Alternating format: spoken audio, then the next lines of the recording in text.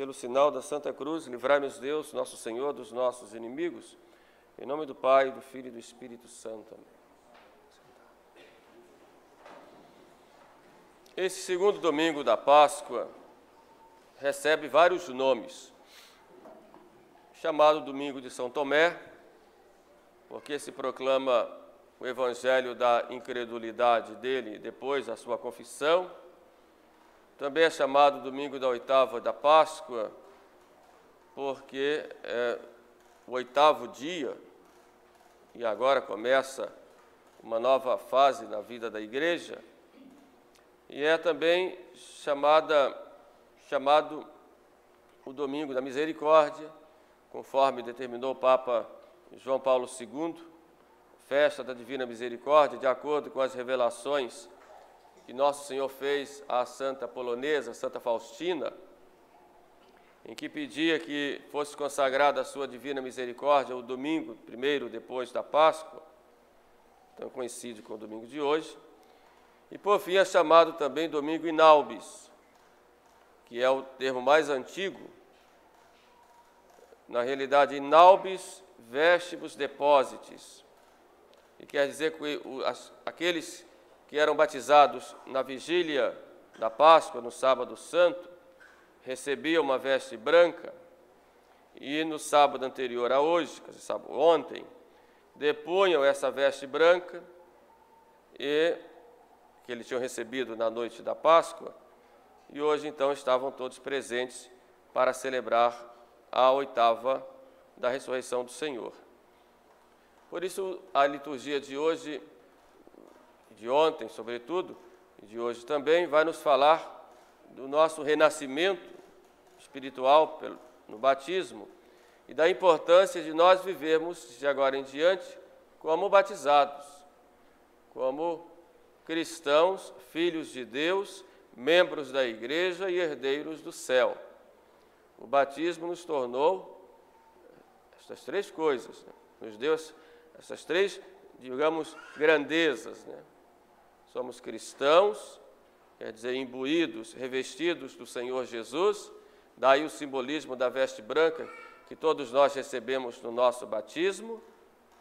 Somos filhos de Deus, quer dizer, enxertados no tronco que é Jesus Cristo, de modo que o Pai, quando olha para nós, vê o seu Filho, Cristo em nós. Somos membros do corpo de Cristo e somos membros da igreja e, por isso, herdeiros do céu. O Evangelho de hoje nos conta alguns aspectos de como estavam os apóstolos quando Jesus apareceu no dia de Páscoa.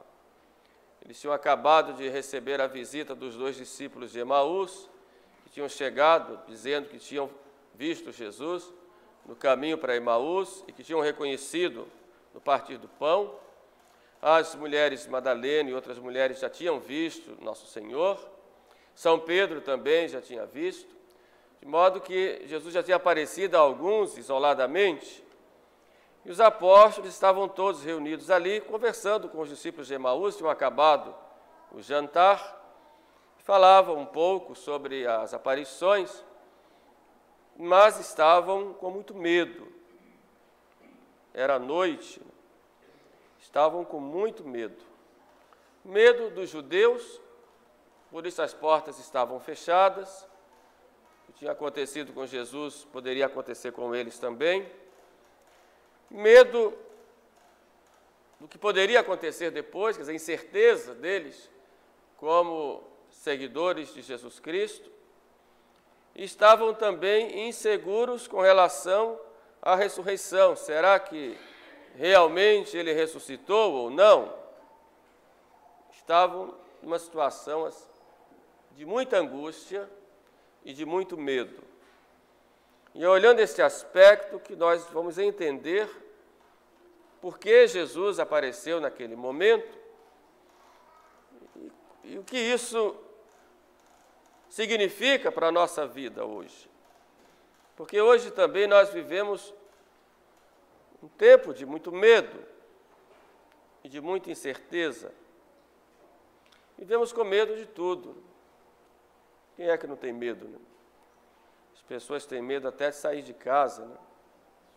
Medo com relação às dificuldades da vida, medo das pessoas, medo da velhice. Também estamos como aqueles apóstolos, um pouco inseguros, porque se apresentam em tantos lugares, né?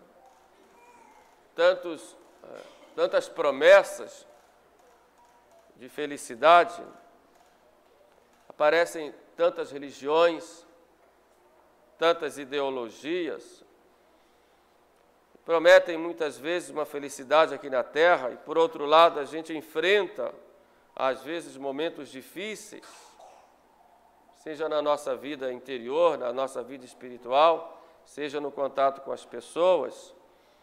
E o mercado das promessas, das religiões, ele é muito grande.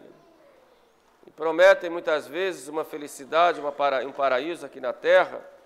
E como nós somos muito imediatistas, queremos as coisas logo, né? Somos também tentados a não acreditar em Jesus Cristo. É uma tentação que o mundo apresenta hoje.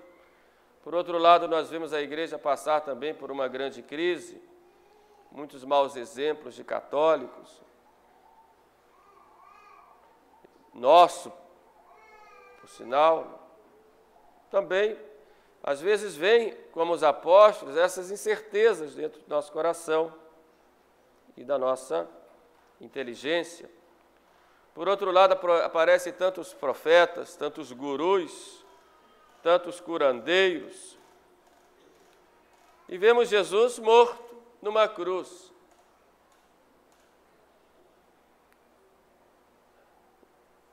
Alguns fundamentalistas muçulmanos, quando morre um líder, eles ficam tão desesperados que se suicidam ou se flagelam.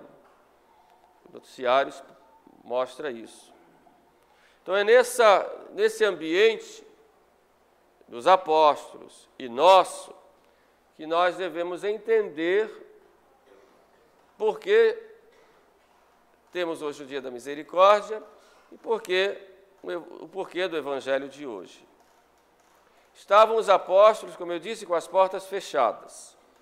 E Jesus entra, tendo os apóstolos com as portas fechadas. Ele entra e mostra que seu corpo agora é glorioso. Às vezes nos perguntam quais eram as características do corpo de Jesus, né? São Tomás dá uma resposta assim fabulosa, né? Explica muito bem na Suma Teológica. O corpo de Jesus era um corpo claro. O primeiro dote era a claridade, né? Brilhante. O corpo ressuscitado não foi como o corpo de Lázaro, que voltou à vida, né? O corpo de Jesus foi como que transformado.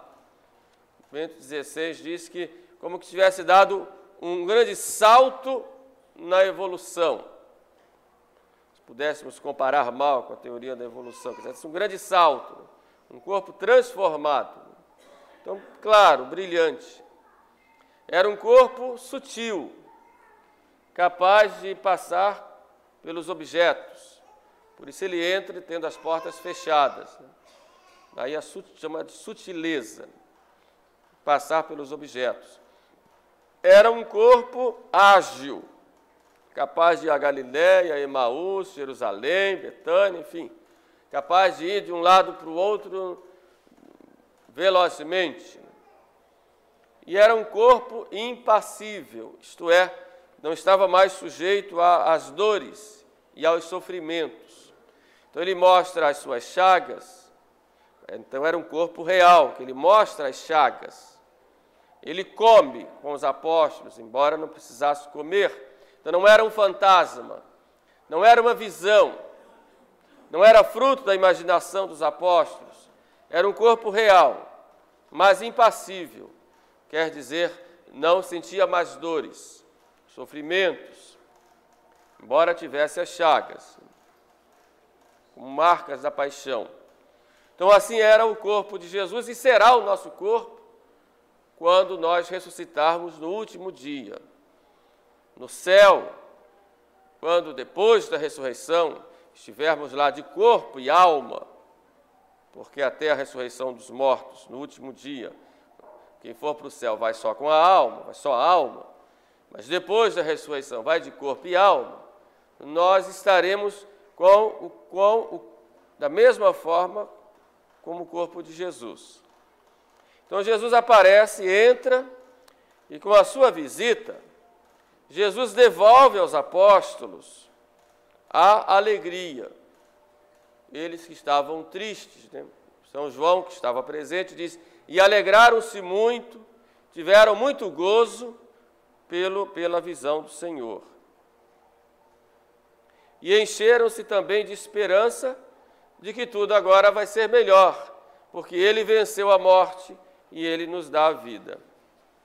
Assim também nós, quando estamos nas nossas noites de dúvidas, de problemas, de dificuldades, e nós encontramos no caminho da nossa vida muitas pedras, e quem é que não tem as suas? Então, as pedras das incompreensões, das doenças, dos sofrimentos, das humilhações, nós contamos sempre com Jesus. Jesus ressuscitado sempre traz para nós a verdadeira alegria, porque ser alegre no Senhor não significa não ter dor ou sofrimento, mas ser alegre no Senhor é ter a verdadeira paz, sentir-se protegido, sentir-se acolhido, sentir-se vivo numa nova vida que o mundo não nos dá, mas numa nova vida que se projeta e já começa na vida eterna. Por isso, confiemos sempre em nosso Senhor. Se as coisas estão difíceis, olhemos para Ele. Se o mundo pesa sobre nós, vamos a Jesus. No sacrário Ele está ressuscitado. Esse é o grande mistério da Páscoa, né? Jesus ressuscitado no nosso meio. Por isso nós nunca devemos desanimar, Ele vai sempre exercer essa misericórdia sobre nós. O segundo ponto, Jesus, então, ele quando chega, ele diz, Pax vobis, a paz esteja convosco.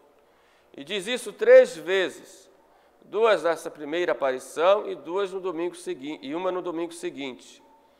Porque Ele quer nos dar a paz verdadeira, não a paz fruto de passeatas, de encontros, de declarações internacionais, porque isso em si não traz paz. A verdadeira paz só existe quando o homem se volta para Deus.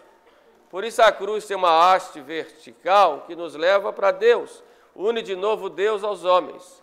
E a haste horizontal que abraça, faz com que os homens se abracem entre si por causa desse amor de Deus. De modo que a paz que Jesus nos vem trazer é essa paz que nos leva a Deus, que nos leva, por causa de Deus, aos irmãos e, por causa de Deus, dentro de nós mesmos. E para mostrar como é essa paz, ele sopra sobre os apóstolos e diz, como o Pai me enviou, eu também vos envio. Recebei o Espírito Santo. A todos aqueles a quem perdoardes os pecados, ser-lhes-ão perdoados. E a todos aqueles a quem os retiverdes, ser-lhes-ão retidos. Quer dizer, esta paz que Jesus traz é a paz que brota do perdão. O perdão que vai do seu lado aberto. Já era a aplicação dos méritos da redenção, dos méritos dele. Já era a aplicação da redenção.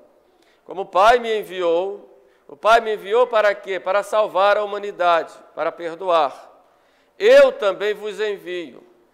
Ele dá então ali para os apóstolos o mandato de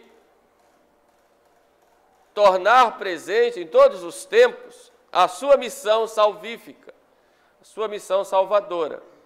Como o Pai me enviou, eu vos envio. E como é que Ele vai nos salvar? Dando o perdão. E ele aí dá poder aos apóstolos de perdoar e de reter. E é importante a gente ver que o poder que Jesus Cristo deu aos apóstolos não foi de declarar o perdão, como hoje se fala em muitas teologias modernas. Não deu o poder de declarar o perdão, ele deu o poder de perdoar. A todos aqueles a quem perdoardes, ser-lhes-ão perdoados. É um poder divino que Cristo transmite aos apóstolos e que os apóstolos transmitem aos seus sucessores. Por isso, o sacerdote, no dia da sua ordenação, quando recebe a imposição de mãos de um bispo, que é sucessor dos apóstolos, o sacerdote recebe o poder divino de perdoar. Então, quando um sacerdote perdoa, é Cristo quem perdoa. Como o Pai me enviou, eu vos envio. Quando o sacerdote retém e não perdoa, é Cristo quem não perdoa. De modo que Cristo dá ao sacerdote, pela imposição de mãos do bispo, dá o poder de ser juiz, de perdoar ou não perdoar. Mas, para ele julgar, dar o perdão ou negar esse perdão, ele precisa ouvir a confissão do réu, daquele que quer o perdão. Daí, um dos pontos principais desse sacramento é a confissão do pecado. Por isso, o confessionário é também chamado de tribunal da penitência, porque é ali em que ocorre a confissão do pecado. O pecador humilhado, arrependido, confessa o pecado a Deus na pessoa do sacerdote, que com o poder de Deus perdoa. Eu te absolvo dos teus pecados, em nome do Pai e do Filho e do Espírito Santo. O poder que Cristo dá aos apóstolos, deu na última ceia quando os ordenou sacerdotes, mas declara ali, soprando sobre eles, que eles também tinham o poder, não só de celebrar a Santa Missa, como de dar o perdão. E mostra também que Cristo é quem perdoa, que Ele é o Salvador. E nenhum outro Salvador nos foi dado, a não ser Jesus Cristo. Os revolucionários, sobretudo da Revolução Francesa, prometeram um paraíso aqui na Terra, quando o homem tem liberdade para fazer todas as coisas. Se o homem tem liberdade, pode fazer tudo o que quiser, quer dizer, uma liberdade até de errar, que der na cabeça, deu vontade, faz. Eles diziam que era isso que dava o paraíso. E hoje a gente vê essa grande revolução cultural que nós vemos hoje, as pessoas quererem ter liberdade de fazerem tudo. Tudo. Liberdade de errar, né? Liberdade de ofender a Deus.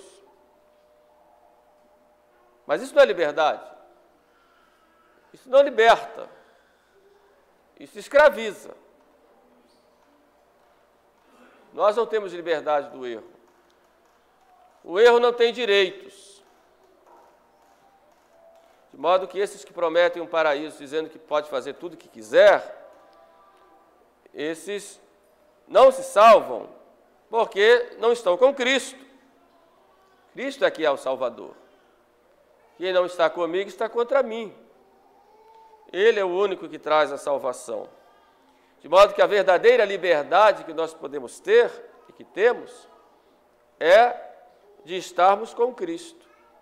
Ele é que nos torna verdadeiramente livres, porque Ele é a verdade. A verdade vos libertará.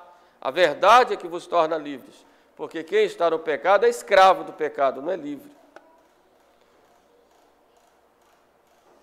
Façam uma análise na vida de vocês, vocês verão que toda vez que caíram no pecado, se tornaram escravos, perderam a liberdade. E todas as vezes que saem do confessionário, saem livres. Puxa, que alegria! Estou livre. Essa é a verdadeira liberdade. Mas se cair de novo, vai se tornar escravo. escravos dos seus instintos, escravos do pecado, escravos do demônio, escravos da consciência pesando, o peso da consciência e tudo mais. Os comunistas, por outro lado, também oferecem um paraíso aqui na Terra, mas um paraíso que está nos bens materiais, que a pessoa se torna apenas uma peça nas mãos do Estado, que passa a ser como Deus, e o homem só tem que saber de se divertir, comer e morrer. Isso também não liberta. Isso não traz a felicidade para o homem. O homem não é feliz no ter, embora precise ter algumas coisas, mas o homem é feliz no viver em Cristo, que nos salva pela cruz e nos promete, unidos a Ele, dias melhores aqui na terra, mas a felicidade eterna no céu. Por isso devemos buscar sempre o perdão dele, e a veste branca que nós recebemos no batismo, se foi suja, que nós sempre procuremos limpar no sacramento da confissão. No final, Jesus Cristo diz a Tomé: bem-aventurados os que não viram e creram. Tomé é a imagem nossa, porque Tomé não estava presente na primeira aparição, mas deveria ter acreditado no testemunho dos apóstolos, porque também nós não estivemos lá, né? E nós cremos na ressurreição pelo testemunho dos apóstolos.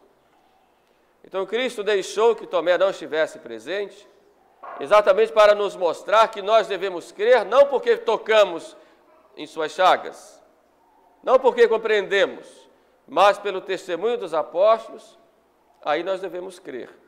E é o testemunho que a Igreja nos traz. Para encerrar, gostaria de citar um trecho do sermão da audiência, melhor dizendo, do discurso do Papa Francisco essa semana, a respeito desse tema da ressurreição.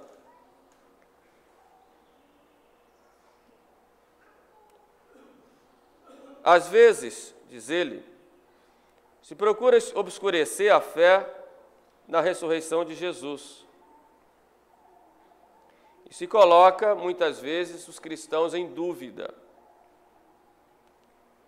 Devagar, porque está em italiano. Um pouco uma fé como água de rosas, como nós diríamos hoje, que não é uma fé forte. Essa fé água de rosas é uma fé cheia de superficialidade, às vezes pela indiferença, ocupados em milhares de coisas que se colocam mais importantes do que a fé. Ou, por outro lado, uma visão horizontal da vida. Quer dizer, ele fala que a fé de muitos cristãos procuram obscurecer essa fé na ressurreição, e a fé de muitos cristãos hoje é uma fé como que água de rosas, uma fé superficial, em que colocam outras coisas no dia a dia mais importantes do que a fé. Ou, por outro lado, as pessoas têm da vida apenas uma visão horizontal, quer dizer, como se tivéssemos um paraíso aqui na terra. Mas é próprio da ressurreição abrir para nós uma esperança maior, porque abre a nossa vida para a vida do mundo futuro eterno de Deus, para a plena felicidade, com a certeza, isso é muito bonito, de que o mal, de que o pecado e de que a morte podem ser vencidos. Essa é a mensagem da ressurreição. Quer dizer, abre para nós